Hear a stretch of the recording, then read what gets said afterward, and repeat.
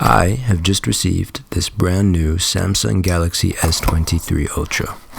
Now, for those of you who don't know, my daily driver for the past year has been the S22 Ultra, so for me this is a direct upgrade from the phone that I've been using, which is why I'm quite excited about it. It is a relatively small update all in all, but anyway, based off the box actually has a slightly different design where it has a vector of the S23 Ultra on the front instead of S23 in writing. Small but interesting, yet meaningless change. And then other than that, I guess it's the same kind of box, thin, no power adapter, exactly what you would expect. Identical form factor.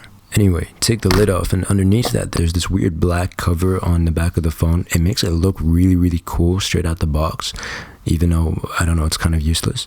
But then anyway, taking the phone off for a second, there is literally jack shit underneath that. But then in the inside of the lid, there is this little case containing your SIM card ejection tool, your cable, and a bunch of papers. And that is kind of like about it. Anyway, putting that aside, we now get to admire the beauty of the phone. So in terms of what they've physically changed to the outside design this year in terms of the form factor, well, as you can probably tell, what's noticeable is that the camera bumps are visibly larger.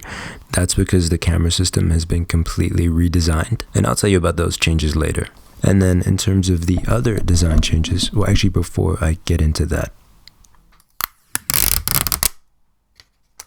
essentially, it's a much boxier design with flatter edges, more iPhone-like. And this is at the cost of the curved screen edges, because now the screen edges are not as curved as they were before. For me, personally, I don't like that, but I know that there's a lot of people who do, but I really like that curved screen. But then I do have to say it is a much more comfortable grip holding this phone in comparison to the S22 Ultra, because that flatter edge just gives you more surface to rest your fingers on, and it just feels more natural. And then this year, instead of getting a darker color as I usually do, which I did for the S23, I got the white color, which looks kind of interesting. I do still prefer the black color. I think black just looks so good on this phone. Anyway, S Pen's still there, of course. Feels a bit weirder to take out and in, but I don't know, just sturdier. I guess that's a good thing. Anyway, turning the phone on, you get an idea of the setup experience. For me personally, usually I tend to set up every new phone that I get manually and just start it from scratch because it's funner for me, but I've gotten bored of that, and now what I'm going to do is I'm going to transfer all my data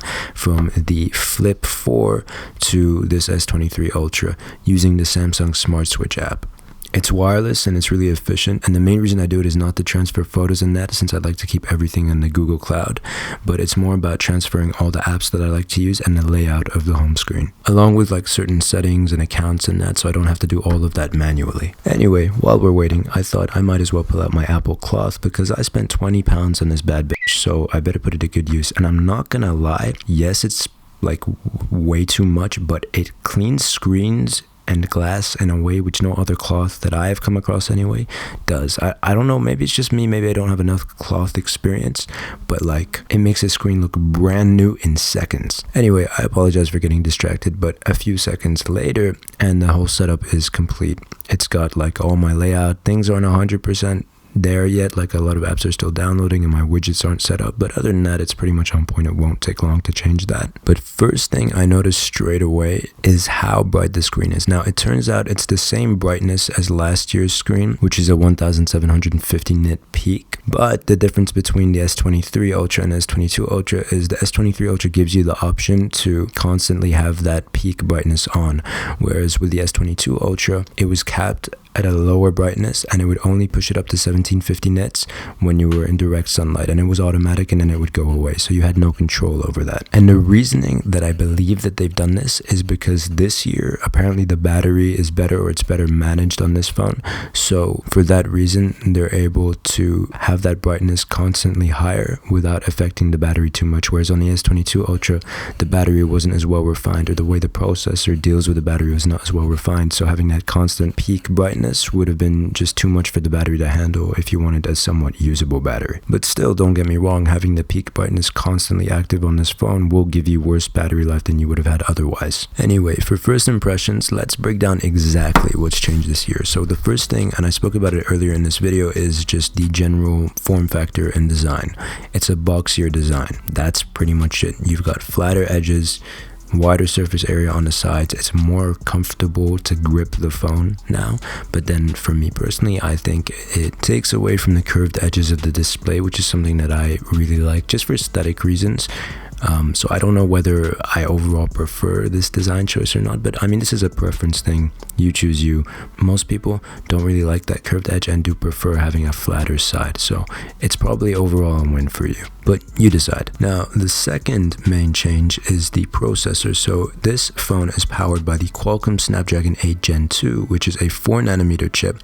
But what's special about it is this one is customized, optimized for specifically this phone. Based off of, for example, the iPhone, we know that optimized chips often do better than general chips because there's a teamwork between the software and the hardware, which automatically just means you're going to get way better performance generally. Now, based off my first impressions, the phone's really fast straight out of using it, as it should be, but it's worth noting, especially with Androids, I tend to find that I'll find little bugs every now and then, little stutters, which get on my nerves, but this phone has none of that. But then more importantly, what I hear is that the battery life on this phone is better than it's ever been on a Samsung. Not because it's increased, because the actual battery size hasn't increased, it's still 5,000 milliamp hours, but because this new improved processor is better at handling and dealing with the battery. And overall, you end up getting better battery life.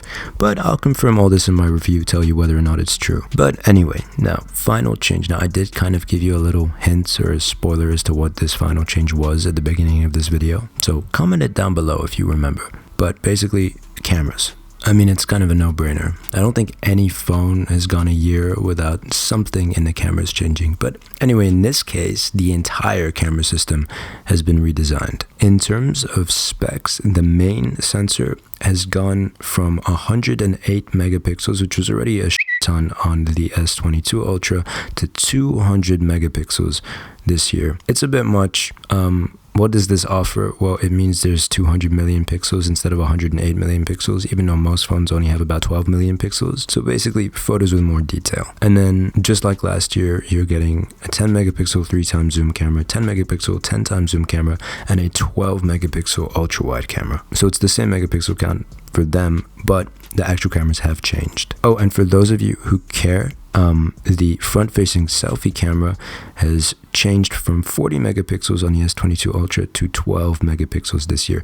But don't let that fool you. That doesn't necessarily mean that the camera is worse. It just means less information in the photo, which is fine. Most cinema cameras or most professional cameras don't go up to about 40 megapixels. 12 megapixels is kind of like an industry standard. So that's like spec related information. In terms of what I've heard about people's experience, now remember, this is a first impressions video. My experience will be shared in the review, but from what I've heard and seen is there's significant improvements in the video capabilities of this phone, which is also inclusive of a redesigned way of stabilizing footage, because now apparently the stabilization on these videos is really good, up there with the iPhone, even considered better by some. But like I said, no camera test here. That's what the review is for, and that is why you should subscribe. But to conclude, like, my thoughts, my first impressions about this phone is it's very similar to the S22 Ultra. It's not worth the upgrade from the S22 Ultra, but it is still a very nice phone that works on ticking as many boxes as possible to the highest extent possible. And that's why I love the S Ultra series, because it works on being the complete package in a way that no other phone does. But anyway, more in-depth thoughts in my final review. I really hope you guys enjoyed this video. Thank you for watching. Please subscribe if you haven't already, and give this video a like and comment for the sake of the algorithm, because it really helps me out. Also, you should consider checking out my Instagram at El-Naggar for a behind-the-scenes perspective and information about what I've done, what I'm going to do, video ideas, everything, especially if you're into this whole tech consumer electronics thing. So yeah, I really hope you guys enjoyed the video. Thank you for watching, and I will see you in the next one. Salam.